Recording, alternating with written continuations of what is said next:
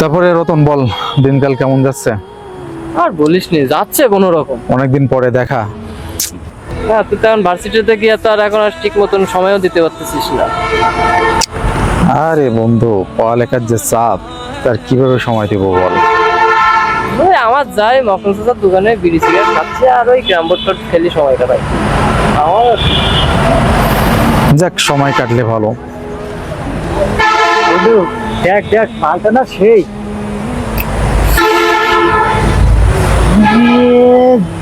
চাক্কাস যে এরকম একটা মাল যদি দিতাম না, আজকে যা করতাম। একের মাল না, আরে ভাই ধরে না একা পারলে না যা করতাম। 46/42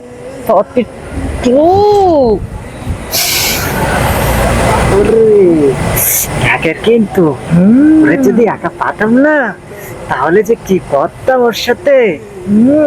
খেলা তো ভালো জমতো, কি করবো বলতেন। আমার তো মনে হচ্ছে এক্ষুনি চলি ব্যস্ত। তো আমারও কিন্তু বড় মতো কেনাকাটা হয়ে গেছে। यहाँ से जाने कहाँ देखा হালটা সেই সেই মাল, কুচি মাল, কুচি আপকা নিউ ফ্লেভার। সেই মজা করা যাবে নি একদম। আচ্ছা দোস্ত, তোর ভার্সিটি কি এরকম কোনো মাল আছে নাকি? কি তুই এবার তাকাচ্ছিস কেন?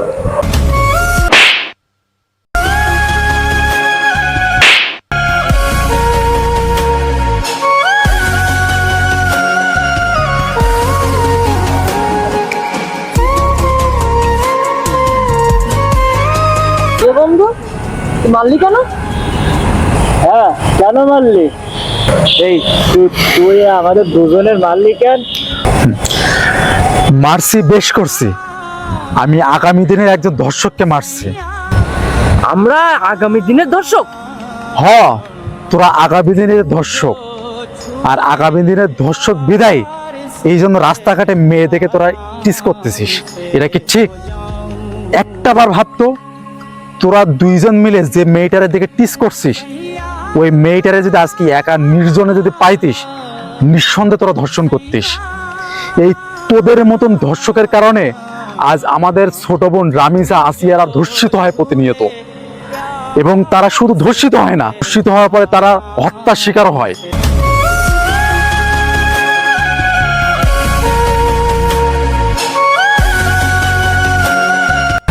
এই দেশে ধর্ষকের কোনো বিচার নেই।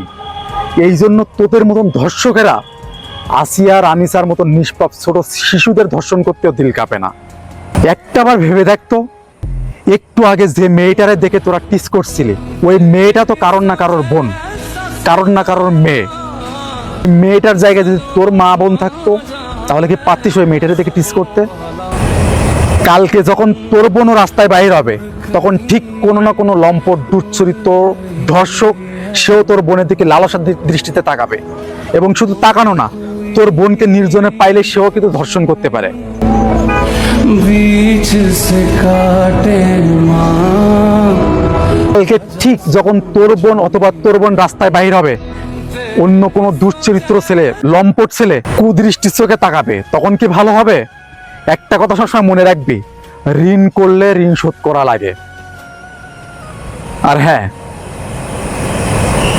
তোদের মতো নোংরা নিচি মন মানসিকতা এরকম বন্ধু আমার দরকার নেই। তোদের মতন ধর্ষক আমার বন্ধু হতে পারে না। তোরা থাক, আমি গেলাম।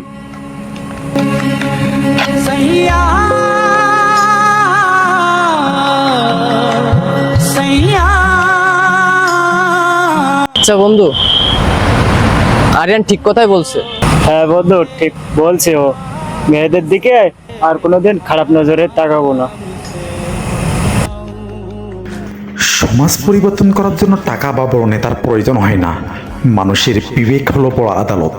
আমাদের সমাজ পরিবর্তন এবং দেশের ধর্ষণকারী সর্বোচ্চ সাজা মৃত্যুদণ্ড জনসম্মুখে যদি কার্যকর করা হয়, তাহলে অন্য ধর্ষকেরা সাবধান হয়ে যাবে।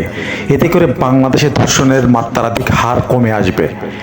পরিশেষে রামিসা আসিয়াদের আমাদের আর হারানো লাগবে না।